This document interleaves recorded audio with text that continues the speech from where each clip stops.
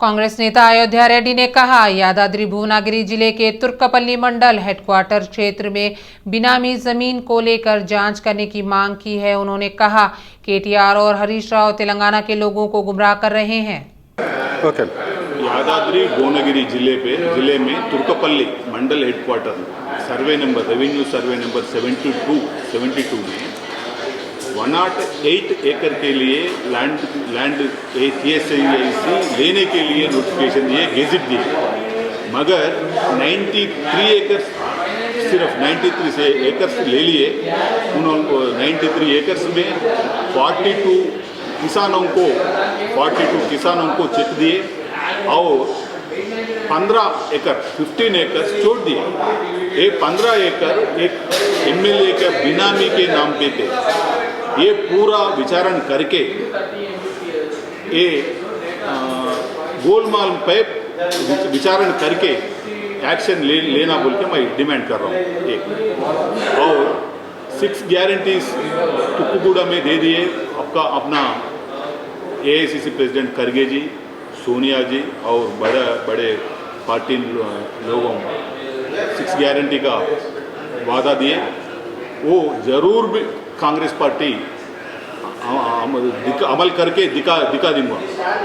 ये समझ के मिनिस्टर्स हरीश राव, KTR और TRS लोगों खाली पीली बात कर रहे हैं।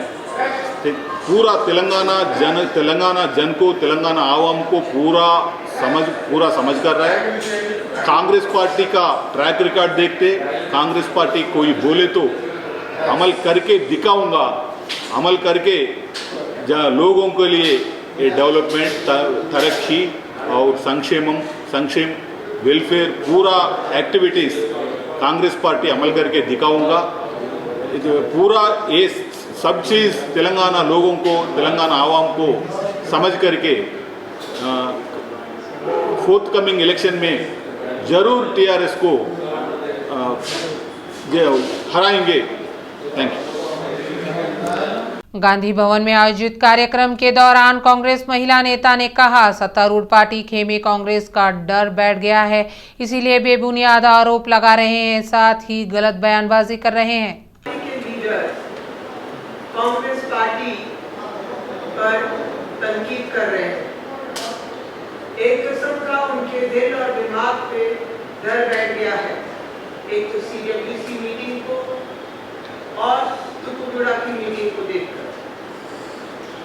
मैं इसका जवाब आपको बाद में दूंगी। सबसे पहले तो मैं 6 गारंटीज पर वजाहत करूंगी। 6 गारंटी जो है, इसमें सबसे पहली गारंटी इंदिरा इंदलू, जिनके पास घर नहीं है उनको घर बनाने के लिए कांग्रेस पार्टी 5 लाख रुपए की सहूलत देगी। और तेलंगाना आंदोलन में जो लोग मारे गए हैं उनके परिवार वालों को 250 स्क्वायर यार्ड की जमीन मिलेगी। महालक्ष्मी, घर की औरत को 2500 रुपए महीना वजीफा मिलेगा। पूरे तेलंगाना में अगर उनको कहीं पे भी महिलाओं को सफर करना है तो बस में सफर फ्री है। गृह ज्योति 200 यूनिट बिजली का माफ। इसका मतलब 800 से 1000 रुपए की बचत महीने की।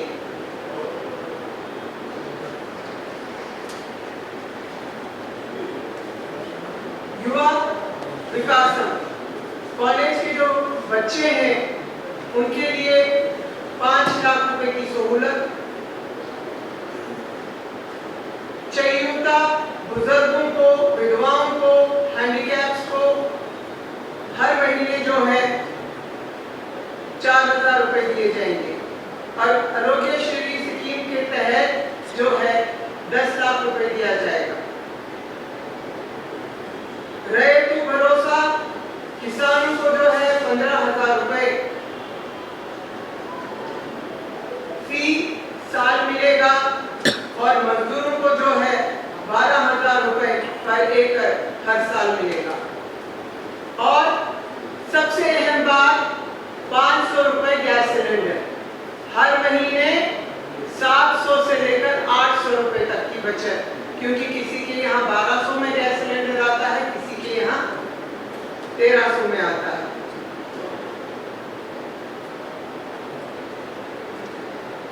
ये जितनी भी स्कीम्स हैं जो हमारी सोनिया अम्मा तेलंगाना दी, और अब CWC की मीटिंग में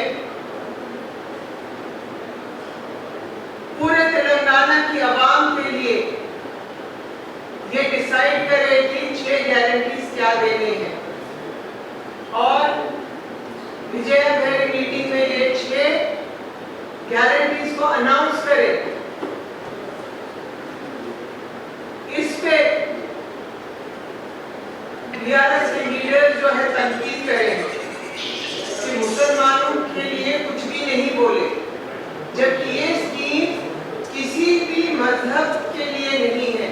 ये हिंदू, मुस्लिम, सिख, ईसाई, जैन, बुद्धिस्ट सबके लिए है। अगर हिंदू को 500 रुपए में गैस सिलेंडर दिया जा रहा है तो वो मुसलमान को भी दिया जाता। मुसलमान बच्चों के लिए अगर 5 लाख रुपए फीस है या स्कॉलरशिप है, वो हिंदू के लिए भी है। ये स्कीम्स में कोई रिलीजियस में नहीं है। ये जो BRS पार्टी के माइनॉरिटी लीडर्स हैं, ये 6 गारंटीज को देखकर उनको एहसास हुआ है कि वो लोग भी मुसलमान हैं और मुसलमानों के लिए मोहब्बत जाग उठी है उनके दिल में। इसलिए कांग्रेस पार्टी के ऊपर तनकीद करना शुरू करें। ये लोग तब कहां थे जब केसीआर जी झूठे वादे करे, 12% रिजर्वेशन रोजगार और तालीम में देंगे। सैदाबाद में, शादनगर में केसीआर जी बोले थे और उनके मैनिफेस्टो का एक अहम मुद्दा था ये कि आप मुझे जिताइए, मेरी पार्टी को जिताइए, मैं तमिलनाडु की शक्ल में 3 महीने के अंदर जो है 12% रिजर्वेशन दूंगा। जैन समुदाय में हर साल आत्मशुद्धि के लिए जैन समुदाय द्वारा सिकंदराबाद के राजराजेश्वरी गार्डन में विशेष श्री जैन श्वेतांबर तेरा पंथ सभा का आयोजन किया। चूंकि यह राज्यव्यापी उपवास का आखिरी दिन था, इसलिए जैनियों ने तेरा पंथ सभा में भाग लिया। बड़े पैमाने पर शाम को उपवास में भाग लिया। इस कार्यक्रम में मुख्य अतिथि के रूप में जैन गुरु साध्वी मंगल प्रज्ञा ने भाग लिया और व्याख्यान दिया। जैन समाज के अध्यक्ष बाबू लाल ने कहा कि जब दिवस के तहत वे 1 सप्ताह तक कठोर उपवास किया, उन्होंने कहा कि जैन समाज प्रचार करता है कि शांति के लिए मानवीय मूल्य मुख्य हैं। उन्होंने कहा कि लोगों की गलती के लिए वह भगवान से माफी मांगेंगे। ध्यान दिवस कार्यक्रम के तहत उन्होंने कहा कि लोगों की समस्याओं से बाहर निकलने में ध्यान का विशेष स्थान है। समस्याओं के समाधान के लिए ध्यान सबसे अच्छा साधन है। उन्होंने कहा कि जैन समाज ने विश्व शांति के लिए 7 दिनों तक विशेष पूजा की और अंतिम दिन उपवास समाप्त किया। कार्यक्रम में जैन समाज के अध्यक्ष बाबूलाल और कोषाध्यक्ष मुकेश जैन सहित कई लोग शामिल हुए। उपाध्यक्ष हिमांशु, नवीन, संयुक्त सचिव राकेश सुराणा, धर्मेंद्र, कार्यकारी सचिव नॉर्थन, सलाहकार लक्ष्मी, ललित, नवीन और अन्य उपस्थित थे।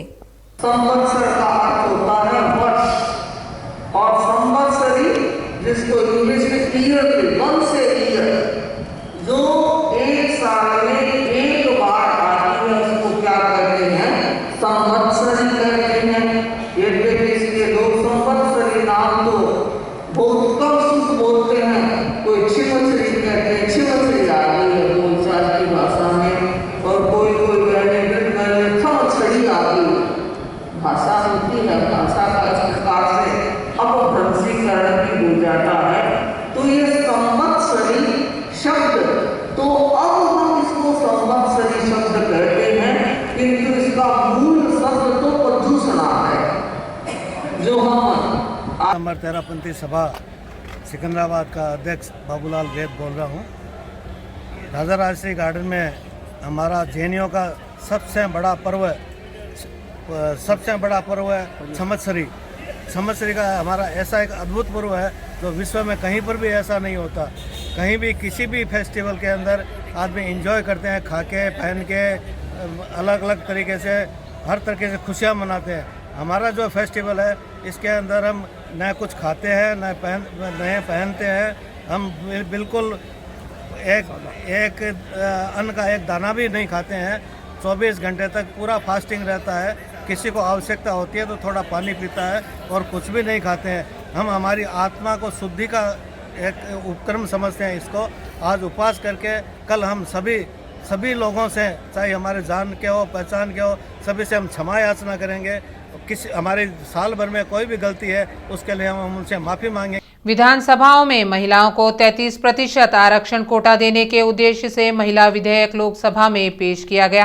केंद्रीय कानून मंत्री अर्जुन राम मेघवाल नारी शक्ति वंदन अभियान के नाम पर केंद्र की ओर से संबंधित संविधान संशोधन विधेयक निचले सदन में लाए। एक दिन पहले ही केंद्रीय कैबिनेट ने इस बिल को मंजूरी दी थी। देश में परिसीमन राज्य विधानसभाओं की मंजूरी, खासकर निर्धारित जनगणना की प्रक्रियाएं पूरी होने के बाद यह विधेयक लागू होगा। उससे पहले संसद के विशेष सत्र में चर्चा के बाद इसे मंजूरी देनी होगी। बिल पेश करने के बाद सदन की कार्यवाही आज तक के लिए स्थगित कर दी गई। इस विधेयक का उद्देश्य यह सुनिश्चित करने के लिए कि एक कानून लाना है कि लोकसभा और विधानसभा में महिलाओं के लिए 33% आरक्षण का कोटा 15 वर्ष की आयु तक लागू रहेगा। इस बिल में ही SC/ST के लिए सब कोटा है, OBC कोटा का कोई जिक्र नहीं है। तेलंगाना कांग्रेस ने चुनाव को लेकर आक्रामकता बढ़ा दी है। प्रत्याशियों के चयन को लेकर कवायद जोरों से शुरू हो गई है। हाल तक नेता CWC की बैठकों और सार्वजनिक बैठकों की तैयारियों पर विचार करने में व्यस्त थे। कांग्रेस ने हाल ही में संपन्न बैठकों और जनसभाओं की सफलता के मद्देनजर उम्मीदवारों के चयन पर ध्यान केंद्रित किया है। उम्मीदवारों को शॉर्टलिस्ट करने के लिए स्क्रीनिंग कमेटी की गुरुवार को दिल्ली में बैठक करेगी। एक से अधिक निर्विरोध उम्मीदवार वाले निर्वाचन क्षेत्र को पहले ही अंतिम रूप दिया जाएगा। इसके तहत सबसे पहले कुल 119 सीटों में से करीब 30 सीटों पर उम्मीदवार फाइनल किए जाएंगे। तय करने के बाद स्क्रीनिंग कमेटी उम्मीदवारों की सूची CEC को भेजेगी। कल की बैठक में अन्य निर्वाचन क्षेत्र के लिए उम्मीदवारों को शॉर्टलिस्ट किया जाएगा। कांग्रेस को उम्मीद है इस महीने के अंत या अगले महीने के पहले सप्ताह तक उम्मीदवारों की सूची जारी कर दी जाएगी। चुनाव आयोग ने राज्य में चुनावी तैयारियां शुरू कर दी है। चुनाव कार्यक्रम अगले महीने आने की संभावना है। इसके साथ ही कांग्रेस जल्द से जल्द उम्मीदवारों को फाइनल करने की सोच रही है। इससे प्रचार के लिए ज्यादा समय मिलेगा और उम्मीदवारों को जनता के बीच पहले जाने से सकारात्मकता भी मिलेगी। कांग्रेस सांसद सोनिया गांधी ने लोकसभा में महिला आरक्षण बिल पर बात की। वह महिला विधेयक का समर्थन करती हैं। उन्होंने भारतीय महिलाओं के जीवन के बारे में बात की। भारतीय महिलाओं के बलिदान को पहचानने का समय आ गया है। देश के इतिहास में कई महिलाएं हैं। सरोजिनी नायडू, सुचित्रा कृपालिनी ने देश के लिए लड़ाई लड़ी। वे महात्मा गांधी और अंबेडकर के दिखाए रास्ते पर चली। सोनिया गांधी ने कहा कि कांग्रेस पार्टी महिला बिल का समर्थन कर रही है। वह देश भर में जनगणना भी कराना चाहती है। उन्होंने कहा कि भारत की नारी शक्ति बहुत मजबूत है और महिलाओं के बलिदान अनगिनत हैं और उन्होंने महिला विधेयक को तत्काल लागू करने की मांग की। उन्होंने कहा कि वह भारतीय कांग्रेस पार्टी की ओर से नारी शक्ति बंधन अधिनियम का समर्थन करती है। उन्होंने मांग की कि महिला आरक्षण विधेयक में OBC को भी शामिल किया जाना चाहिए, जाति गणना भी कराई जाए और बिल को तुरंत लागू किया जाए। अध्यक्ष महोदय, आपने मुझे बोलने का इजाजत दिया, मैं आपकी आभारी हूं।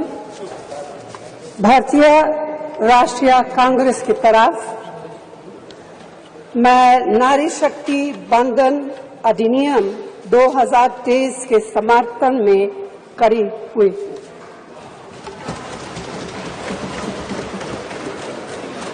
धुएं से भरी हुई रसोई से लेकर रोशनी से जगमगाती हुई स्टेडियम तक भारत की स्त्री का सफर बहुत लंबा है, लेकिन आखिरकार उसने मंजिल को छू लिया है।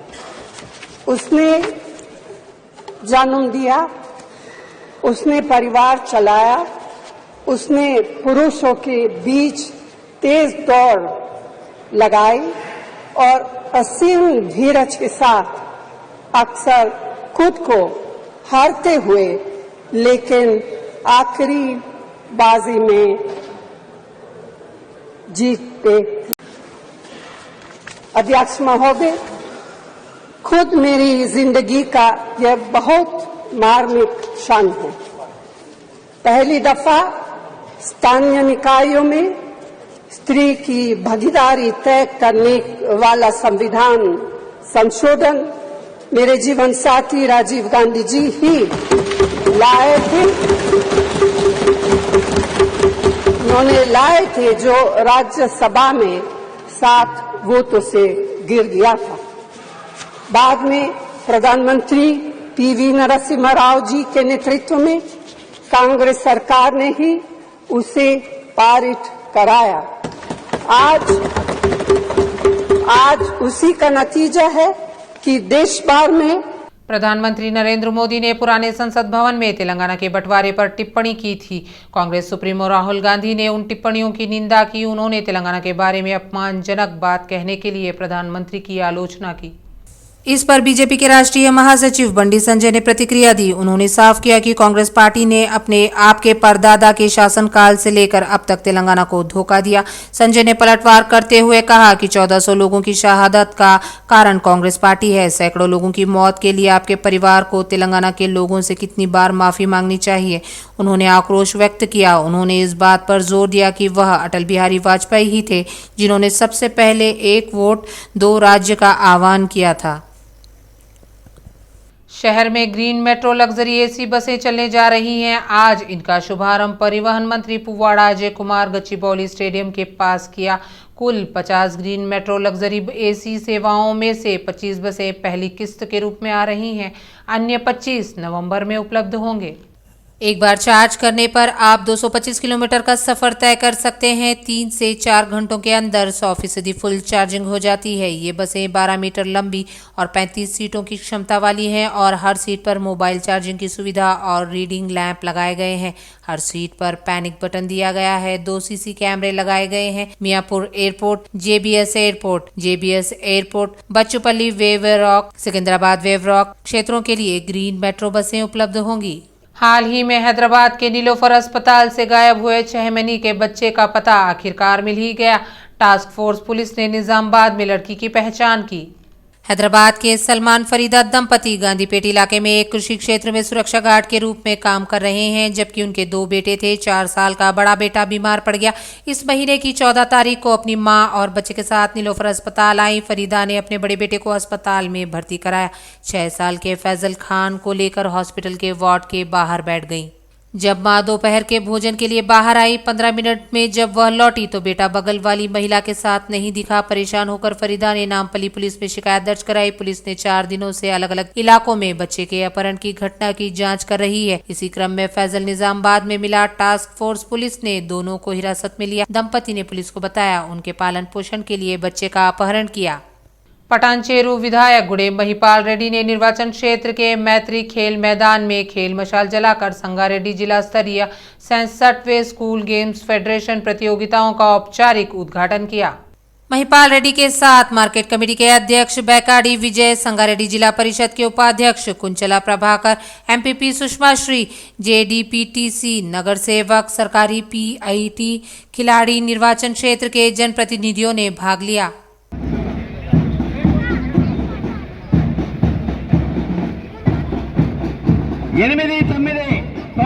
విద్యార్థుల యొక్క కోలాహలం, అత్యద్భుతమైనటువంటి క్రమశిక్షణాయుతమైనటువంటి త్రివర్ణ పతాకం।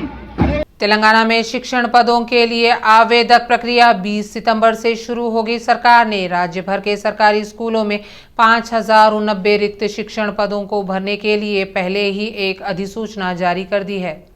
इसमें स्कूल सहायक, भाषा विद्वान और शारीरिक शिक्षा शिक्षक की नौकरियां शामिल हैं। इनके लिए ऑनलाइन आवेदन प्रक्रिया बुधवार से शुरू होगी और 21 अक्टूबर को समाप्त होगी। परीक्षा 20 से 30 नवंबर तक कंप्यूटर आधारित मोड में आयोजित की जाएगी। स्कूली शिक्षा विभाग ने हाल ही में जिलेवार किसी भी विषय के लिए कितने पद हैं, इसका विवरण जारी किया है। फिल्म अभिनेता ब्रह्मानंदम ने प्रशंसा की। अक्किनेनी नागेश्वर राव का जन्म कारण से हुआ था। हैदराबाद के अन्नपूर्णा स्टूडियो में ANR शताब्दी कार्यक्रम का आयोजन किया गया। कार्यक्रम के तहत पूर्व उपराष्ट्रपति वेंकैया नायडू ने अक्किनेनी की प्रतिमा का अनावरण किया। अल्लू अरविंद, ब्रह्मानंदम, मुरली मोहन, जयसुधा, मोहन बाबू, श्रीकांत, जगपति बाबू, रामचरण, राजेंद्र प्रसाद, महेश बाबू, राणा, विष्णु, नानी, दिलराजू, राजा मौली, कीरावनी, सुब्बीरामी रेड्डी, DGP अंजनी कुमार और अन्य ने भाग लिया। अक्किनेनी के परिवार के सदस्यों के साथ कार्यक्रम। इस मौके पर ब्रह्मानंदम ने कहा कि ANR की मूर्ति का अनावरण देखना बहुत ही बड़ा सौभाग्य है। ब्रह्मानंदम ने कहा, ANR का जन्म एक किसान परिवार में हुआ और वह अद्भुत स्थिति में पहुंचे। उत्कृष्टता की स्थिति तक पहुंचना कोई साधारण बात नहीं है। यह प्रशंसा की जाती है कि ANR अभिनय की छोटी सी योग्यता के साथ एक महान व्यक्ति बन गए हैं। अक्किनेनी नागेश्वर राव बहुत साधारण है और उनका अनुशासन बहुत सख्त है।